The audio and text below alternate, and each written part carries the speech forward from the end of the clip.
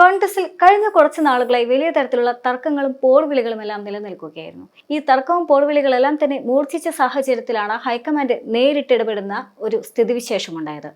അന്ന് രാഹുൽ ഗാന്ധിയുടെ ഭാഗത്തു നിന്നും മല്ലികാർജ്ജുന ഖാർഗെയുടെ ഭാഗത്തു നിന്നും കർശനമായ നിർദ്ദേശവും സംസ്ഥാന നേതൃത്വത്തിന് ലഭിച്ചിട്ടുണ്ടായിരുന്നു. പക്ഷേ സംസ്ഥാന നേതൃത്വം അത് എത്ര കണ്ട് പാലിച്ചു എന്ന കാര്യത്തിൽ ഇപ്പോഴും സംശയമുണ്ട്.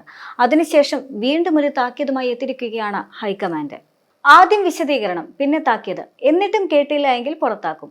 പാർട്ടി നയം ലംഘിക്കുന്നവർക്കും അനൈക്യമുണ്ടാക്കുന്നവർക്കുമുള്ള ഗതി എന്ത് എന്നത് ഡൽഹിയിൽ കേരളത്തിലെ പ്രമുഖ നേതാക്കളുമായുള്ള യോഗത്തിൽ കോൺഗ്രസ് പ്രസിഡന്റായ മല്ലികാർജ്ജുന ഖാർഗെ വ്യക്തമാക്കിയത് ഇപ്രകാരം തന്നെയായിരുന്നു. നേതാക്കളുടെ പേര് സഹിതം റിപ്പോർട്ട് നൽകാൻ കേരളത്തിന്റെ ചുമതലയുള്ള ജനറൽ സെക്രട്ടറി ദീപാദാസ് മുൻഷിയോട് ആവശ്യപ്പെടുകയും ചെയ്തു. ഹൈക്കമാൻഡിന്റെ കടുത്ത ഭാഷ ഐക്യം കൊണ്ടുവന്നു എന്ന് ഉറപ്പില്ല എങ്കിലും കേരളത്തിലെ കോൺഗ്രസിൽ അതിനുശേഷം അപശബ്ദങ്ങൾ നിലച്ചു എന്ന് പറയാം. ഐക്യ സന്ദേശം താഴെ പകരാനുള്ള നീക്കം KPCC നേതൃത്വം തുടങ്ങുകയും ചെയ്തു. അടുത്തയാഴ്ച വീണ്ടും ഭാരവാഹി യോഗം ചേരുകയും ചെയ്യും. അനാവശ്യ വിവാദങ്ങൾ കൊണ്ടുവന്ന CPM-ന് ആയുധം നൽകാതെ തദ്ദേശ തെരഞ്ഞെടുപ്പ് മാത്രം മുന്നിൽ കണ്ട് ഒരുങ്ങാനുള്ള ആഹ്വാനം യോഗത്തിൽ നൽകും. ഈ മാസം മഹാത്മാഗാന്ധി കുടുംബസംഗമം പൂർത്തിയാക്കി ഏപ്രിലിൽ പദയാത്രയിലേക്ക് കടക്കുന്നതോടെ തദ്ദേശ തെരഞ്ഞെടുപ്പിനുള്ള പ്രചരണ തന്ത്രങ്ങൾ AICCയുടെ പ്രത്യേക ടീം ഏറ്റെടുക്കുമെന്നതാണ് വിവരം. തദ്ദേശ തെരഞ്ഞെടുപ്പിൽ മുന്നേറ്റമുണ്ടാക്കാതെ നിയമസഭാ തെരഞ്ഞെടുപ്പിൽ ഉദ്ദേശിച്ച മേൽക്കൈ ലഭിക്കില്ല എന്ന തിരിച്ചറിവാണ് ടീം ഈ ഘട്ടത്തിൽ തന്നെ കളത്തിലിറങ്ങാൻ കാരണം. KPCC പ്രസിഡന്റിനെ മാറ്റണമെന്ന ചർച്ചയും സർക്കാരിന് അനുകൂലമായി ശശി തരൂർ MP നടത്തിയ പ്രതികരണവുമാണ് സമീപകാലത്ത് കോൺഗ്രസിൽ തർക്കമുണ്ടാക്കിയത്. KPCCയിൽ പുനഃസംഘടനയുണ്ടാകുമെന്ന സൂചന ഡൽഹി യോഗത്തിനെത്തിയ നേതാക്കൾക്കും ഹൈക്കമാൻഡ് നൽകിയിരുന്നു. ഉചിതമായ സമയത്തും രീതിയിലും ഇത് നടപ്പാക്കും എന്ന ഹൈക്കമാൻഡിന്റെ ഉറപ്പോടെ പുനഃസംഘടന സംബന്ധിച്ച തർക്കത്തിന് അയവ് വന്നിട്ടുമുണ്ട്. അനവസരത്തിൽ തിടുക്കപ്പെട്ട് മാറ്റില്ല എന്ന് വന്നതോടെ സുധാകരനും ആശ്വാസമായി. പകരക്കാരന് വേണ്ടിയുള്ള നീക്കങ്ങളും തൽക്കാലം അടങ്ങിയിരിക്കുകയാണ്. വാദത്തിന് അനുകൂലമായി ഉന്നയിച്ച കണക്കുകൾ പലതും തെറ്റാണെന്ന് വന്നതോടെ തരൂരും നിശബ്ദനായി. പാർട്ടിക്ക് വഴങ്ങുന്നുവെന്ന സൂചന നൽകിയതോടെ തരൂരിനെതിരായ ആക്രമണവും കുറഞ്ഞിരിക്കുകയാണ്. KPCC നേതൃത്വമായി ഇടഞ്ഞു നിൽക്കുന്ന മുല്ലപ്പള്ളി രാമചന്ദ്രനെ സന്ദർശിച്ച് മഞ്ഞുരുക്കിയ സുധാകരൻ അഭിപ്രായ സമന്വയത്തിനുള്ള വാതിൽ തുറന്നിടുകയും ചെയ്തു. പാർട്ടിയിലെ പ്രധാന കൂടിയാലോചനകൾക്ക് കോർ കമ്മിറ്റി രൂപീകരിക്കാൻ ഹൈക്കമാൻഡ് വൈകാതെ തന്നെ നടപടിയും തുടങ്ങും. തെരഞ്ഞെടുപ്പുകൾ വരുന്നതിനാൽ തന്നെ 40ഓളം പേരുള്ള രാഷ്ട്രീയകാര്യ സമിതിക്കും പരിമിതിയുണ്ട്. എന്നാൽ അതേസമയം കോൺഗ്രസിലെ നേതൃത്വത്തെ സംബന്ധിച്ച് ഇപ്പോഴും പലതരത്തിലുള്ള തർക്കങ്ങളും നിലനിൽക്കുന്നുണ്ട്.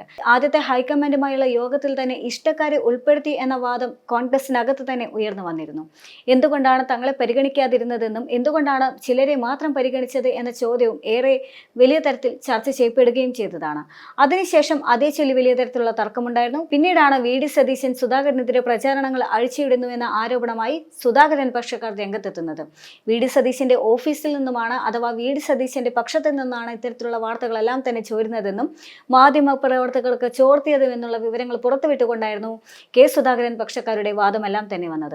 അതൊരർത്ഥത്തിൽ വലിയ തരത്തിലുള്ള വിവാദത്തിലേക്ക് കോൺഗ്രസിനകത്ത് തന്നെ സാധ്യത ഒരുക്കിയെന്നുള്ളതാണ്. ഇതെല്ലാം തന്നെ ആദ്യത്തെ യോഗത്തിന് ശേഷമാണ് എന്നതാണ് യഥാർത്ഥത്തിൽ ഹൈക്കമാൻഡിനെ അസ്വസ്ഥപ്പെടുത്തിയത്. മാത്രമല്ല 2024 ലോക്സഭാ തെരഞ്ഞെടുപ്പിന് ശേഷം കേരളത്തിൽ കോൺഗ്രസിന്റെ കെട്ടുറപ്പിന് വലിയ തരത്തിലുള്ള ക്ഷതം സംഭവിച്ചതായി റിപ്പോർട്ടുകളുണ്ടായിരുന്നു. അതിൽ ഏറ്റവും പ്രധാനപ്പെട്ടത് തൃശൂർ ജില്ലയുമായിരുന്നു. എന്നാൽ നാളിതുവരെ തൃശൂർ ജില്ലയ്ക്ക് ഒരു DCC പ്രസിഡന്റിന് നൽകാൻ സാധിച്ചിട്ടില്ല എന്നത് ശ്രദ്ധേയമാണ്. പക്ഷേ അതേസമയം തന്നെ തൃശൂർ നിയമസഭാ മണ്ഡലങ്ങളിൽ ചിലർക്ക് ചുമതലയും നൽകി വരുന്നുണ്ട്. കൃത്യമായ രീതിയിൽ കോൺഗ്രസിനകത്തെ പ്രശ്നങ്ങൾ പരിഹരിക്കാൻ സാധിക്കുന്നില്ല എന്നതും പലതരത്തിലുള്ള ആരോപണങ്ങൾ നിലനിൽക്കുന്ന വ്യക്തികൾക്ക് വീണ്ടും വീണ്ടും ചുമതലകൾ നൽകുന്നു എന്നതും കോൺഗ്രസിന്റെ സംസ്ഥാന നേതൃത്വത്തിനെതിരെ ഉയർന്നു വരുന്ന വലിയ വെല്ലുവിളികളിൽ ഒന്ന് തന്നെയാണ്. ഇത് പ്രധാനമായും ചെന്ന് പതിക്കുന്നത് VD സതീശനുമേലുമാണ്. ഇപ്പോൾ സുധാകരന്റെ ഭാഗത്തു നിന്നും സുധാകരന്റെ അണികളുടെ ഭാഗത്തു നിന്നുമുള്ള അമ്പുകളെല്ലാം തന്നെ ചെന്ന് പതിക്കുന്നതും VD സതീശന് നേർക്ക് തന്നെയാണ് എന്നും പറയാം.